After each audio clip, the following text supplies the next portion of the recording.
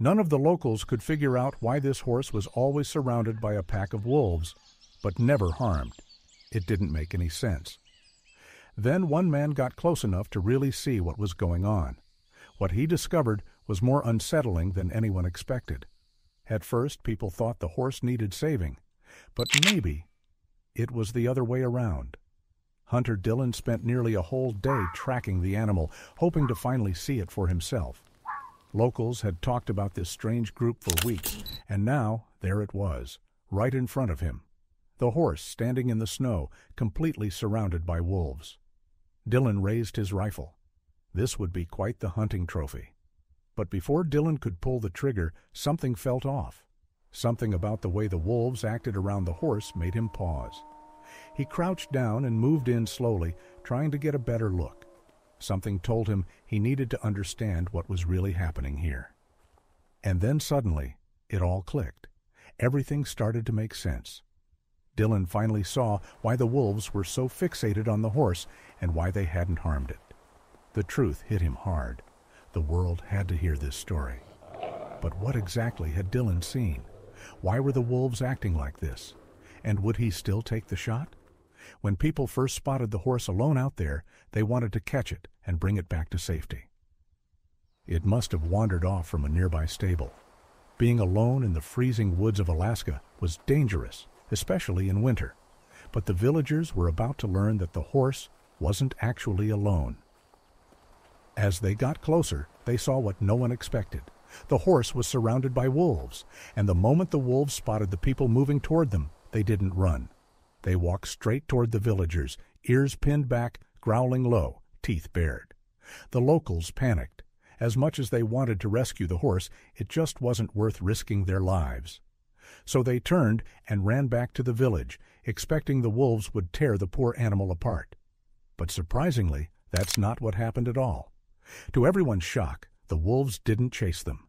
Instead, they quietly walked back to the horse and took their places around it again. Not to attack, but to guard. It was almost like they were protecting the horse. But why? What were they protecting it from? It had been a brutally cold winter, and food was scarce. Wolves across the state were reported attacking animals and even people, most likely because they were starving. They were desperate. Everyone knew it, which made what was happening here even stranger. One of the locals couldn't stop thinking about what he'd seen. It was still hard to wrap his head around, but he did have one possible theory. Maybe the wolves had made a big kill recently and were still full. That could explain why they were keeping the horse around, saving it for when food got even scarcer. Not long after that thought, he saw the horse slowly wander back into the forest, with the wolves quietly trailing behind. What amazed everyone was how calm the horse seemed the whole time. They figured that would probably be the last time they'd ever see the poor animal. But they were wrong. Back in the village, people started talking. Should they step in and try to help the horse? Or was this something they should leave alone? Some rare thing in nature that wasn't theirs to interfere with? They couldn't come to an agreement. Still, they figured they should at least ask around and see if anyone nearby was missing a black and white horse. Whoever owned it deserved to know what was going on. To their surprise, no one in the village had reported a horse missing. But while they were asking around, they came across a woman who seemed to know exactly which horse they were talking about.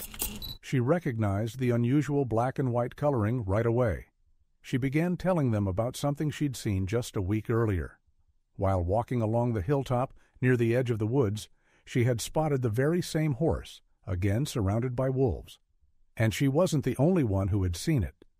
Turns out, this strange relationship had been happening for a while already. More and more people from the village had stories about seeing the same thing. The general feeling was that the wolves weren't trying to hurt the horse. 3 locals were so fascinated by the whole thing, they decided to head out the next morning to see it for themselves. And sure enough, they spotted the same scene again near the edge of the village. The 3 watched carefully and were amazed to see that the wolves didn't try to harm the horse at all. They saw the tall, lean horse walking through a field, with the wolves quietly trailing about 3 meters behind. The sight left them stunned. This time, they decided to document it. They brought cameras with them and from a safe distance snapped some clear shots of the horse and wolves together. They knew this was something people had to see to believe. This wasn't just a story, it was real. A few hours after the animals disappeared into the trees again, the trio posted a few of their best photos online. Almost immediately, the pictures started spreading. People everywhere were sharing them. And one of those people was a young man named Dylan. When Dylan, an experienced hunter, saw the pictures online, he was caught off guard. At first, he figured they had to be edited or fake in some way. But then, after looking at all the angles and different shots, he started to believe it. This was no hoax. It looked completely real. When Dylan realized just how rare this situation was, something inside him shifted. He became completely drawn in. He had to know what had led to such an unlikely bond between a horse and a pack of wolves. Before long, it wasn't just curiosity. It was an obsession he couldn't shake. What was really going on in those remote Alaskan woods? Eventually, Dylan couldn't hold himself back any longer. He packed up his gear, grabbed his rifle, and made the 4-hour drive to the village. There was more behind this trip than he let on, but he chose not to share that part with anyone. If anyone asked, he'd simply say he was fascinated by animal behavior and wanted to learn more about this unusual situation. But in truth, he had a different goal. Dylan wanted to hunt and mount that striking horse. He'd spent years collecting rare hunting trophies across the country, and in his mind, taking down the King of Wolves would be his crowning piece. Even though it was a long drive, Dylan had visited the area plenty of times before. He knew how to blend in with the locals. No one suspected he wasn't from around there. His Alaskan license plate helped too. No one gave it a second glance. It turned out to be a smart choice to stay quiet about his real plan. The locals had started talking about the horse as something almost legendary. Word had spread fast, through friends, family, and neighbors, and everyone seemed to have heard about it. Dylan picked up on this quickly and realized he'd have to move carefully and stay under the radar. He booked a room at a small motel just outside the village. He planned to head into the woods at first light. Waiting for the pack to come back near the village again wasn't an option. It would only draw more attention. He needed to act before that happened. As soon as the sun came up, Dylan grabbed his gear and quietly made his way into the forest. He took care not to be seen, but when he got there, something felt off. The woods were strangely quiet, almost too still. It gave him a weird feeling right away. Dylan had grown up spending hours outdoors. He knew the forest better than most, and he could always tell when something wasn't right. Sure, it made sense that fewer animals were around during the harsh cold, but this felt different. As he moved deeper in, he couldn't shake the feeling. No matter where he looked, Dylan couldn't spot a single living creature. Nothing. And with his experience, that was unusual. He knew how to find signs of life, even subtle ones. It made him wonder, was there something out here that had scared all the animals away? Could this have something to do with the mysterious bond between the wolves and the horse? He glanced at his watch. He had already been out there for 3 hours without seeing a single sign of life. He kept searching, even though he was starting to lose hope. But then, finally, he heard a sound. Something alive was moving in the forest. The sound Dylan heard could only be one thing: the howl of a wolf. He stopped in his tracks and stood completely still, letting the sound settle in around him. For the first time all day, the forest felt alive. And those howls? They told him exactly what he needed to know. As he listened more closely, he picked up on slight differences in the howling.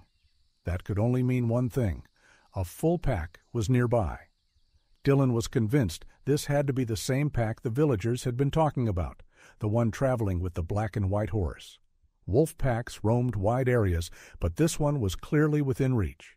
He packed up the rest of his gear, but kept his rifle out. He slung it over his shoulder, ready to grab it at a moment's notice. Then he quietly moved toward the direction of the howls, doing his best to stay silent. From the sound of it, the pack was on the move. Dylan knew he had to act fast if he wanted to get this kill. It would be the one that set him apart. Back in the hunting world, people would talk about this one for years. He could already picture the admiration, or maybe even envy, he'd get from others. But from the direction of the howls, he realized the wolves were heading toward the village. That was the worst-case scenario. If the horse got too close to town, someone might witness what Dylan was about to do, and if that happened, everything could fall apart. He knew then that he needed to change his plan. Speed mattered more than stealth now. He took a deep breath, then started running through the woods, chasing the sound. It was a risky move, but he didn't see another option. Running meant more noise. The wolves might hear him coming and scatter. That would ruin everything. Still, if he didn't take the risk, he might never catch up. He pushed forward, crashing through brush and dodging branches, until finally he saw something through the trees. It didn't take long. Up ahead, he spotted a large shape moving between the trunks. He froze instantly, not sure if the animal had seen or heard him. But the creature's black and white coat gave it away. Could this really be the same horse everyone had been talking about? He crept in a little closer, carefully, until he could see more clearly. Yes, there it was. The horse stood tall, and around it at least 4 wolves moved slowly in a circle. What stunned Dylan most was how calm the horse looked. It didn't even flinch. And just as strange, the wolves weren't acting aggressive at all. That was all Dylan needed to see. The group wasn't traveling anymore. They were holding their ground. Dylan dropped to one knee and carefully raised his rifle. He peered through the scope, trying to line up a shot. But the horse kept shifting between the trees, never quite still enough. It was nearly impossible to get a clear aim. Dylan knew this was his one shot, literally. If he fired and missed, the sound would alert the animals right away. Normally, wolves would run off after hearing a gunshot. But this pack had been acting so strangely that Dylan couldn't be sure. There was a real chance they wouldn't flee, but come after him instead. The more he thought about it, the more that fear grew. He figured that no matter what happened, whether he hit the horse or not, the wolves would still be fine. And that meant one thing. He needed to be in a place where they couldn't get to him after the shot. He had to find a spot where he could clearly see the horse, but also stay safe. If he didn't get this part right, he might not make it back at all. He had to be smart and quick. Dylan wandered around quietly, checking his surroundings. But nothing he found felt right. He wasn't in a rush, though. The horse looked like it was resting, and the wolves were lying down too. It didn't seem like they were going anywhere anytime soon. Then he spotted it, a tall tree right next to him. A closer look confirmed it was perfect for climbing, and even better for shooting from. From up there, he'd have a clear view, and there was no way the wolves could reach him. He grabbed the lower branches and started climbing, slow and steady. When he found a sturdy spot to sit, he stopped and got settled. From there, he could see the animals clearly. None of them had noticed him. This was his moment. He had to take the shot from here. The horse still didn't seem to sense him, and neither did the wolves. Dylan was wearing gear designed to block his scent, and it was working. The animals were focused on something else, though Dylan wasn't sure what. But they weren't focused on him. The branch he leaned on felt firm, steady enough to hold him. He carefully raised his rifle, held it in both hands, and brought the scope to his right eye. He was just about to line up the shot when a strange sound caught his attention. At first, he couldn't figure out where it was coming from. It just kept going, getting louder, closer. He looked around, scanning the woods, but didn't see anything moving. That made it even stranger. What could be making that sound? Before he had time to figure it out, the branches beneath him started to crack and shift. One after another, they gave way beneath his weight, and suddenly, Dylan was falling. He crashed through the limbs with a loud thud and hit the ground hard. For a second, he thought this was it. But to his surprise, the thick snow actually saved him. The cold, deep snow cushioned his fall. He winced, but realized right away. Nothing was broken. He'd end up bruised, sure, but he was still in one piece. Just as that relief washed over him, something changed. He could hear the wolves howling again, and they were getting closer. There was no question they'd heard him crash to the ground, and most likely they'd seen him too. As he lifted his head out of the snow, he suddenly found himself almost face to face with them. Their teeth were bared, and it was clear they weren't happy. Dylan braced for the worst, expecting to be attacked any second. But that moment never came. Instead, when he opened his eyes, he saw something he didn't expect at all. The wolves were actually backing off. They stepped aside to make space for the horse, which was now walking toward him. It felt surreal, like the horse was the leader of the pack, coming to decide what would happen to him. Would they let him go or not? He stayed completely still as the horse moved in closer. Dylan didn't even dare to breathe. With his eyes shut tight, he waited while the animal leaned in and gave him a few careful sniffs. It only lasted a few seconds, but to Dylan it felt like time had frozen.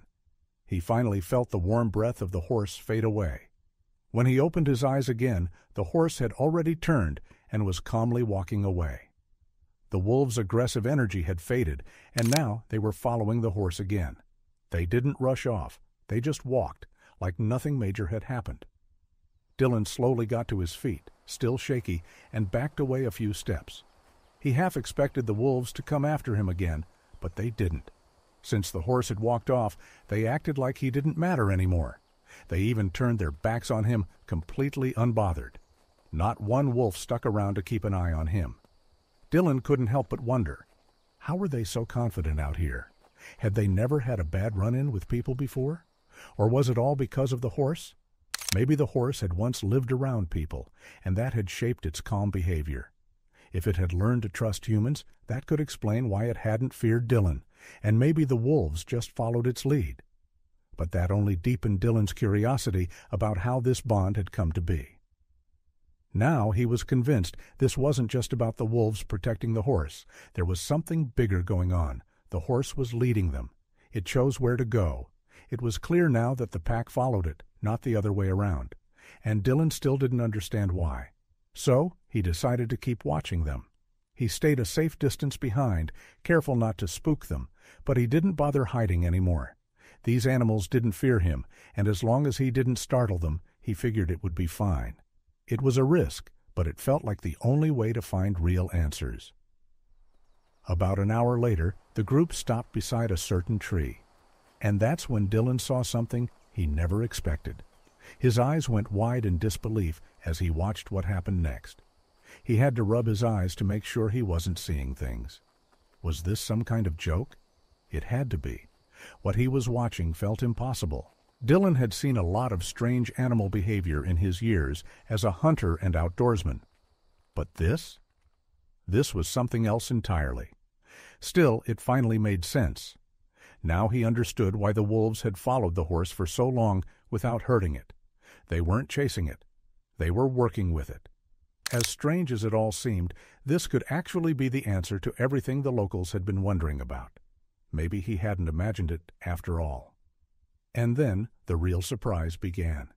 The wolves sat calmly nearby as the horse reared up on its hind legs and stretched upward, trying to reach something high in the tree. Dylan was reminded just how tall a horse could be. No wonder the wolves needed its help. They would never be able to reach that high on their own. But what was it trying to reach? Dylan looked up and spotted an old hunting trap tangled in the branches. Caught in it was a frozen wild boar, clearly long dead. Someone must have set the trap weeks ago, but with the brutal cold, they likely never returned to collect it. Dylan figured there were probably hundreds of traps like that scattered through the forest. The homes in the area were spread far apart, and the nearest store wasn't easy to get to. Many people still relied on hunting, and tree traps had been a part of that tradition for generations. The wolves had likely sniffed out the meat and realized it could help them survive the freezing months. Dylan figured they'd learned to lead the horse to the trees so it could knock the food down for them. The more he thought about it, the clearer it became. The horse helped them reach food, and in return, the wolves let it live, and even protected it. It wasn't just a truce, it was a true partnership. Dylan couldn't believe what he was witnessing. Watching this odd yet perfect teamwork made Dylan pause. Did he really need another trophy? Or was this moment, this strange, beautiful cooperation, more important? He didn't have to think long to know the answer. Deep down, he knew he had to walk away. He stayed still as the horse and wolves slowly moved on, disappearing between the trees. At first, he felt a little disappointed. No trophy, no bragging rights. But that feeling didn't last long, because in its place was something better, the memory of something rare and beautiful. He knew he'd probably never see anything like this again, and for the sake of the animals, he decided to keep it to himself. No pictures, no stories, just a quiet truth between him and the forest. That way, the story of the horse and its wolf pack would stay a legend among the locals, something to be passed down quietly. Dylan left the woods feeling grateful he had seen such an unlikely friendship, and grateful that, for once, he hadn't pulled the trigger. If this story moved you even just a little, don't forget to give it a like, share it with someone who'd appreciate it, and hit subscribe for more stories like this one. Thanks for watching, and see you in the next one.